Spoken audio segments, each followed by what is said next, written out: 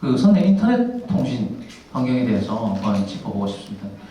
다들 아시겠지만 최근에 이 청년 세대들은 이제 인터넷과 이렇게 연결은 굉장히 삶의 필수 요건이라고들 합니다. 이제 배를 타면 디지털 단자를 긁는다 이렇게 얘기를 하시는데요. 앞으로 이제 스타링크와 같은 초고속 위성통신 서비스가 이렇게 개시가 된다면 제가 알기로는 올해 6월부터 이렇게 국내에서도 서비스가 가능하다라고 제가 알고 있는데요. 어떻습니까? 우리 패널 여러분들, 배에서 선내의 인터넷 속도가 아주 빨라진다면 지금보다 이 통신 환경 자체가 이 승선 근무의 만족도에 크게 영향을 줄 거라고 생각하시는지 제가 최근 탔던 선박은 아직 스타링크가 도입이 안 돼서 V사트라는 그 선박 위성 통신을 이용해서 통신을 했었는데요. 이게 정지의 궤도다 보니까 문제점이 연돌이나 아니면 선박 코스에 따라서 블락킹이 많이 되거든요. 심한 경우에는 일주일 넘게 이제 통신이 안 되다 보니까 이메일만 될 수 있는 속도가 나니까 이제 선원들이 카톡이나 이런 것조차 못했던 경우가 있었거든요. 그러니까 너무 불편해하기도 하고 이게 아예 블락이 되는 구간이 일부가 있는데 저희가 캐나다에 정박했을 때 선박 위성 자체도 아예 안 돼서 이메일도 못 받았었거든요. 만약에 스타링크가 되면 이게 정지궤도가 아니고 계속 변화하다 보니 연돌이나 이런 블락킹이 더 줄어들어서 연락이 잘 된다면 선원들에 대한 불만도 줄고 이게 연락이 잘 되니까 뭔가 가족과 함께 있다는 느낌을 받아서 훨씬 좋을 것 같아요. 그리고 저희 회사는 전선대 스타링크가 전부 설치가 되어 있고, 그리고 이제 여객선 특성상 이제 인터넷이 잘 안 되면 그 여객들이 가만히 있지 않습니다. 그래서 항상 굉장히 빠른 인터넷이 제공이 돼야 되고, 이제 저희들도 그 덕분에 이제 크루들도 그 덕분에 이제 일부 제한된 선에서 무제한 인터넷을 사용하고 있고, 그 다음에 일부 또 비용을 지불을 하면 육상이랑 거의 비슷한 속도의 환경을 이제 이용을 하고 있습니다. 저희 세대에서 이제 말씀을 드리자면 거의 밥 먹는 것처럼 이게 중요한 게 아닌가라고 생각을 합니다. 그렇죠. 저희 회사가 선박 회사 중에서는 거의 가장 빨리 전 세계에서 설치한 회사 중 하나거든요. 2022년부터 시작을 해서 2023년에 전선대 완료했습니다.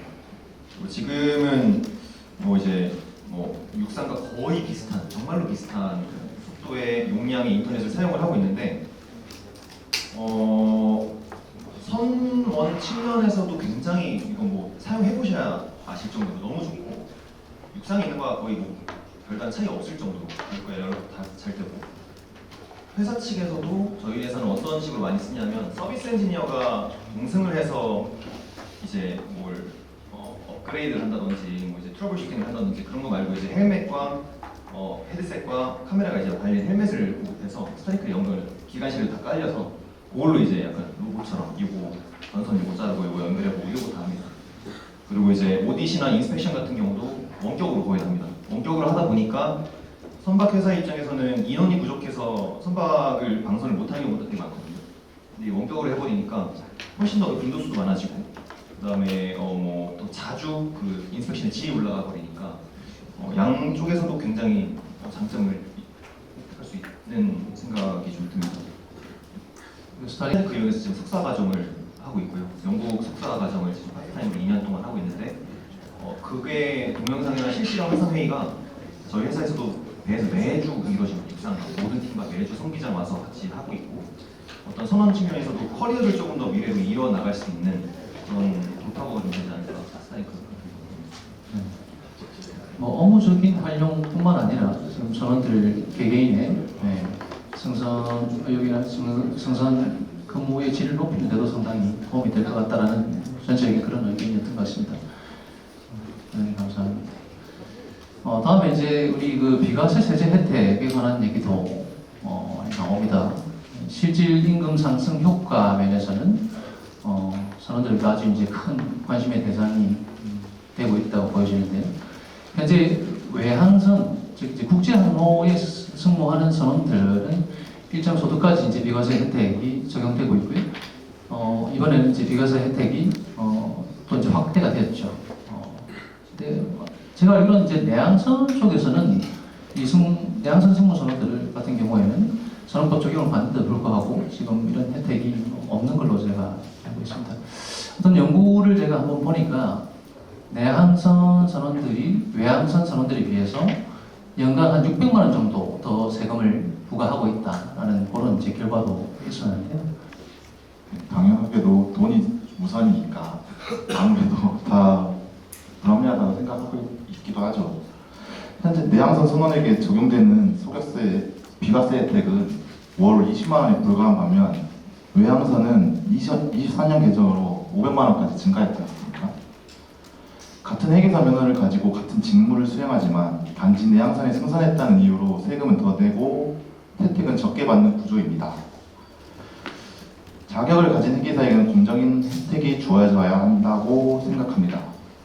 현장에서는 선원이 퇴직하면 곧바로 인력 요청이 반복되고 이양기사와 결혼으로 운행한 사례도 많습니다. 젊은 회계사가 내항선을 기피하는 이유는 명확합니다. 세제 혜택도 없고 휴가도 부족하고 노사 합의도 잘 안되고 승선할 매력 자체가 거의 없다고 보시는 게 맞죠. 여기 제가 오게 된 이유도 젊은 일항기사 중에 저밖에 없어가지고 여기 오게 됐거든요. 그만큼 사람이 부족하다고 생각합니다. 저희가 100여 개 국적의 크루들이 모여서 일하고 특히 브릿지만 해도 한 10개 국적 이상은 항상 모여서 일하는데 저희들끼리도 이제 세금 이야기를 하게 되거든요. 그러면 주로 이제 영국, 프랑스, 이태리, 인도, 필리핀 같은 경우는 1년에 183일 이상 승선을 하게 되면 전액 이제 소득세 면제 혜택을 받고 있어서 이제 한국의 경우 저희도 감사하게도 이제 500만 원으로 인상이 되었지만 그래도 여전히 어느 정도 또 개선의 여지는 남아있다 이런 생각이 듭니다. 영국 같은 경우는 2차 세계대전 이후에 굉장히 shipping 인더스트리가 굉장히 떨어지면서 1970년대 중반쯤부터 저희가 나중에 선언부 사례가 나왔던 것처럼 그때부터 나왔다 하더라고요. 그래서 1977년부터 비과세 100%를 도입했습니다. 그래서 여기엔 Seafarers Earning Deduction이라는 그 조례가 그때 나왔어요. 특례법이 나와서 지금 벌써 50년, 60년 운행을 하고 있고 프랑스 1986년, 필리핀 1991년, 인도 1982년 100% 비과세 적용을 하고 있습니다. 근데 이거를 저는 개인적으로 선원의 입장에서 봐서 그런지 모르겠지만 우리나라에서 특히 선원들에 대한 사회적 시선이나 어떤 기여도가 굉장히 평가절하되어 있다고 생각을 해요. HMM 다니시는 일항사님 타시는 배들이 큰 컨테이너 2만 개씩 실어서 한 번에 오시거든요. 탱커 타시려고 20만 톤, 30만 톤짜리의 원유를 한 번에 실어 오시는 분들인데 한 명당의 어떤 수출의 기여도를 보자면 그분들이 엄청난 기여를 하고 계시는데 불구하고 좀 많이 혜택을 보고 있다. 외국과 비교를 했을 때 비교대상이 외국이어야 합니다. 저희는 선원들은 이런 어떤 국제성 때문에 그분들은 다 이미 4, 50년 전에 했던 것들을 우리는 300만 원에서 작년에 500만 원 올렸고 이런 것들을 조금 한번 다시 생각해볼 필요가 있지 않나. 지금 정부 정책 가운데서 경력 전환, 취업 연계 제도화라는 이제 제목이 하나 있었습니다. 육해상 유연 근무 전환, 또 뭐 해양교통 전문 인력화 이런 내용으로 발표가 되었고 제가 사실은 조금 이렇게 체킹을 좀 해봤는데요. 전체적으로는 장노년층 퇴직 대기사에 대한 정책인 것 같다라는 느낌을 좀 받았습니다. 그래서 저는 사실 개인적으로는 장기 승선한 회계사들의 좀 전문성을 충분히 육상에서 발휘할 수 있는 또 인정받을 수 있는 이런 기회가 좀 다양하게 생긴다면 이 승선에 대한 인식을 또 새롭게 바꿀 수 있는 계기가 되지 않을까 하는 또 생각이 드는데요. 우리 김선도 소장님께 한번 이 문제는 여쭤보고 싶어요. 솔직히 이제 저희가 알기로는 그냥 도전사 정도 외에 이 회계사들이 육상에 진출하면서 갖는 직업 아주 이렇게 사람들 일반인에게도 이렇게 좀 익숙하고 상당히 좀 인식이 제대로 높은 이런 직업들이 상당히 좀 없다 이런 지적들이 좀 있습니다. 어제 대성 말씀해. 외항 상선 회계사의 유형을 세 가지로 분류한 흥미로운 자료를 좀 본 적이 있는데요. 하나는 이제 경력 면제형 회계사, 그다음에 커리어 전략형 회계사, 장기 승선형 회계사 이렇게 세 가지로 분류를 했는데 병역 면제형과 이제 장기 승선형은 잘 아시다시피 이제 병역 면제가 끝나면은 이제 해운계와 이제 작별을 하는 회의사, 그다음에 장기적으로 승선해가지고 계속 승선을 유지하는 현장 기관장님까지 이제 하시는 이제 분들을 이렇게 장기 승선형으로 이렇게 나누고 있고, 근데 커리어 전략형이라는 이제 그 형태는 의무 승선을 끝내고 나서도 계속 지속적으로 승선을 한 다음에 해운회사나 아니면은 이제 다른 선박관리 회사에 이제 다양한 이제 육상지대로 이렇게 전환을 하는 그 형태를 커리어 전략형 회계사라고 이렇게 칭하는 그 보고서를 본 적이 있습니다. 근데 그 선언직 매력화의 이제 방안으로서 이제 세 가지 중에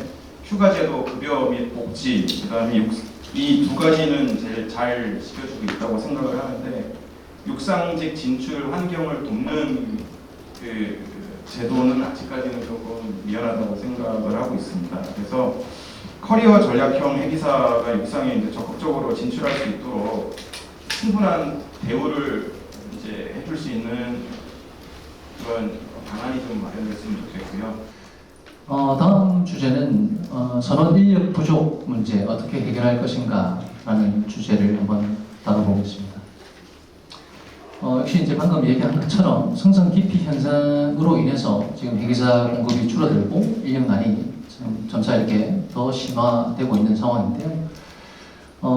이를 타개할 방안, 우리 기자단과 이렇게 같이 의견을 내주신 건데요. 지금 여성 회계사 확대 문제, 그리고 해양대학교나 오션폴리텍과 같은 회계사 양성 기관의 역할, 또 마지막으로 승선 근무 예비역 제도에 대해서 한번 다뤄볼까 합니다. 확대 문제를 얘기를 해볼까 하는데, 우리나라의 현재 국적선에 승선하는 여성 회계사 비율이 전체 회계사의 1%가 채 되지 않는다고 합니다.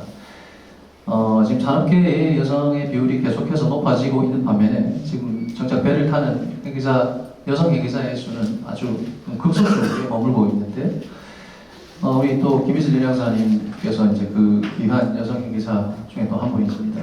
네. 연영사님께 한번 여쭤보고 싶습니다. 어떻게 해서 이 회계사라는 직업을 갖게 되셨는지, 또 이 현장에서 여성 회계사로서 겪었던 어려움들, 또 어떤 게 있는지 말씀 한번 해주시면 좋을 것 같습니다. 여성 회계사도 일을 하러 온 회계사지 이게 여성으로서 대우를 받고 싶은 게 아닌데, 이렇게 배려를 해주셔야 되는 부분도 있긴 하겠지만 일적인 부분에서는 저는 배려가 아니라 같이 일하는 회계사로서 대우를 해주겠으면 좋겠다고 생각을 합니다. 이게 인식이 바뀌어야 이제 하대하는 경우나 성희롱이나 이런 문제가 많이 없어질 거라고 보거든요. 왜냐면 내 동료를 내가 괴롭히진 않을 거잖아요. 이런 인식이 조금 개선됐으면 좋을 거라고 보고요. 여성 회계사를 이게 부담스러워서 승선을 같이 하고 싶지 않아서 거부하시는 분들도 꽤 있거든요. 이런 점이 좀 개선이 돼야 여성 회계사들이 좀 더 많이 승선을 할 수 있지 않을까 생각을 합니다.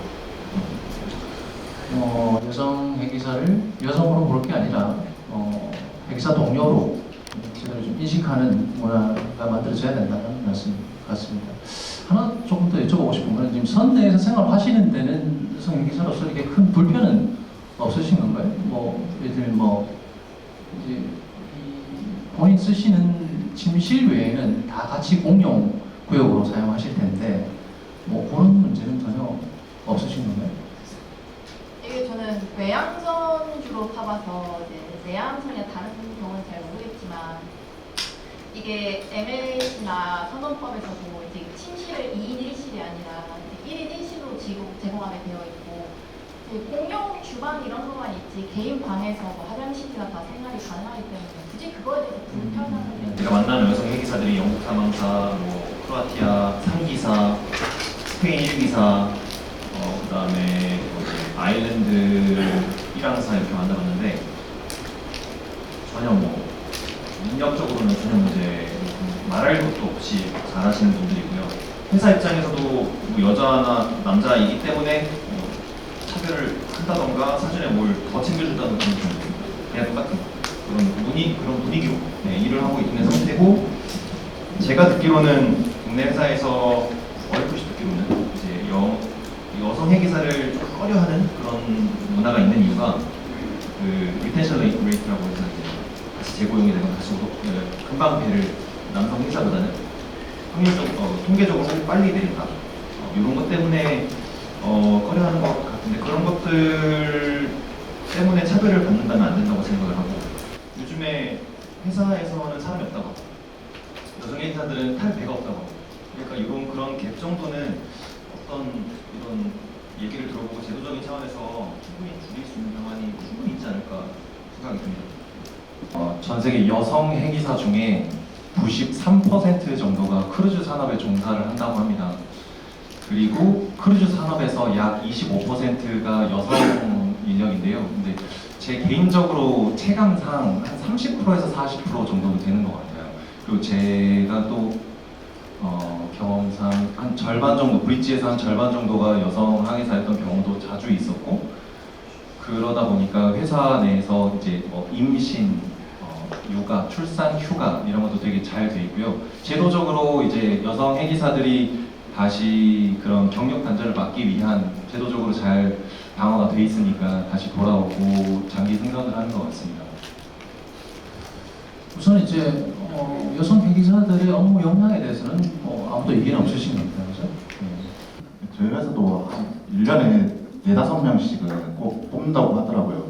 근데 다 6개월, 8개월 지나면은 다 그만둬버리고 다른 데로 가시거나 하는데, 그 이유가 공무원 시험 준비 그거 응시를 위한 승강 경력 요건을 채우기에 한다 하고, 장기 승선을 고려했던 회계사들조차 아까 말했다시피 신조선이나 외양선 같은 큰 배들의 경우는 각자 방에 화장실이나 샤워실이 다 딸려 있는데, 물론 저희 회사 배도 딸려 있는 배들이 있거든요. 하지만 그 좀 노선들은 샤워실, 화장실 다 같이 선장 기관장님들만 빼고 다 같이 썼거든요. 그런 걸 보면 환경 개선이 최우선적으로 되어야 된다 생각합니다. 네. 그거는 이제 가장 기초적인 생산 환경, 여성 회계사들 위한 이제 생산 환경이 될 텐데, 그 문제는 사실 해결이 안 되면 배송이 힘들겠죠. 예. 좀 크게 이제 대체복무 제도와 관련된 두 가지 지적을 보면요. 우선 이제 대체복무 기간이 36개월이죠. 근데 지금 육군으로 복무하면 18개월만 군대에 갔다 오면 됩니다. 그러니까 3년을 배 타느니 그냥 군대 갔다 오겠다, 이제 이런 얘기인 거죠. 제가 쉽게 말씀을 드리자면, 그걸 이제 돌려서 말하면 대체 복무 기간을 좀 줄여야 되는 것 아니냐, 이제 그런 의견인 것 같기도 합니다. 반대로 이제 지금도 3년 의무지만 의무 복무만 이렇게 마치고 배를 떠나시는 분들이 매년 이제 한 800명 정도 이렇게 회계사직을 받고 떠나신 분들이 있다고 하는데요. 대체복무 기간을 줄이면 오히려 승선 기간이 감소하고, 또 이 숙련도 향상 전에 이 회계사들이 다 이탈을 하게 되면서 오히려 인력난이 가중될 것이다. 이런 지적도 있는 것 같습니다. 관련해서 정부에서 지금 2026년도에 특례 인원수를 1000명에서 800명으로 줄이신 걸로 제가 알고 있는데, 이 제도가 앞으로 수급에 어떤 영향을 줄지는 조금 더 지켜볼 문제인 것 같습니다만,